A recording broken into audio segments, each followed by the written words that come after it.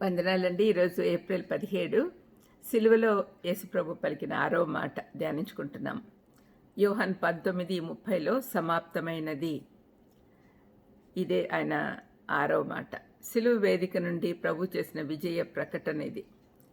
యేసుక్రీస్తు నిర్దోషమైన తన శరీరాన్ని, పవిత్రమైన తన రక్తాన్ని బలిగా అర్పించటం ద్వారా పవిత్రుడు, నీతిమంతుడైన దేవుడు పెట్టిన ఆంక్షలన్నింటినీ నెరవేర్చాడు.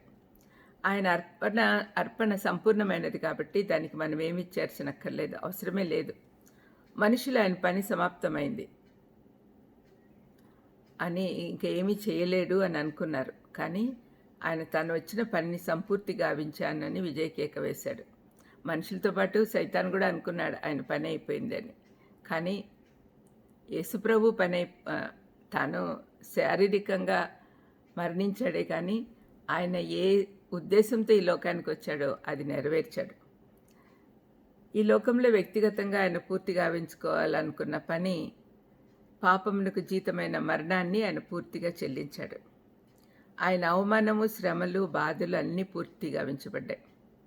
అందుకే మానవాళి విమోచన కార్యం సమాప్తమైంది.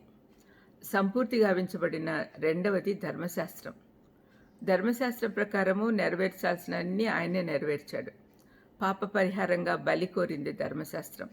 అయితే ఆలోచన శక్తి లేని ఒక మనుషులకు ప్రత్యామ్నాయంగా ఉండలేదు. అందుకని యేసుక్రీస్తు ఏ పాపం లేకుండా శరీరధారి అయి ఈ లోకానికి బలి పశువుగా వచ్చాడు. ధర్మశాస్త్రం కోరుకున్న షరతులన్నీ నెరవేర్చాడు. 1 యోహాను 1:9లో చెప్పబడినట్లు, మన పాపములను మనం ఒప్పుకునే ఎడల ఆయన నమ్మదగిన వాడును, నీతిమంతుడును కనుక ఆయన మన పాపములను క్షమించి సమస్త దుర్నీతి నుండి మనలను పవిత్రులుగా చేయను అని చెప్తున్నాడు. మన క్షమాపణ కొరకు అవసరమైనవన్నీ ఆయన సిలువలో చేసేశాడు.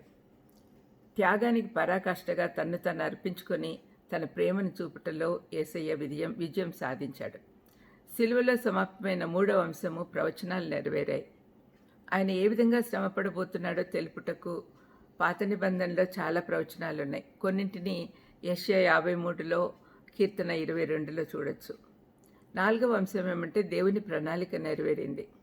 మందిరంలోని తెర పైనుంచి కింది వరకు 2గా చీలింది.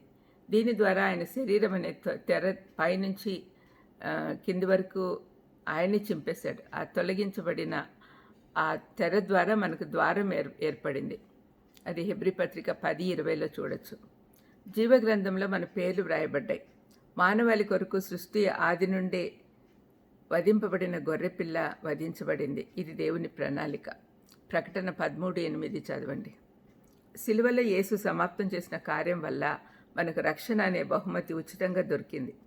బహుమానం అనేది పనిచేసి సంపాదించుకునేది కాదు, అది మనమంతా తీసుకోవాలి, ఇస్తున్నాడు కాబట్టి. దేవుని వైపు నుండి రక్షణ కేవలం ఆయన కృప ద్వారానే. మన వైపు నుండి రక్షణ పూర్తిగా విశ్వాసంపై ఆధారపడింది. మనం మంచి క్రియల వల్ల రక్షింపబడలేదు, కానీ సత్క్రియలు చేయుటకు గాను రక్షింపబడ్డాం. పౌలు ఎఫెసీ 2:8-10 వరకు చెప్పినట్లు మనం ఏదాన్ని బట్టి అతిశయపడ వీల్లేదు. శక్తివంచన లేకుండా పనిచేసి విఫలైన వారికి సువార్త ఒక శుభవార్త. మనం ఏమీ కష్టపడాల్సిన అవసరం లేదు. కేవలం సిలువలో సమాప్తమైన పనిని మనం నమ్మాలి అంతే.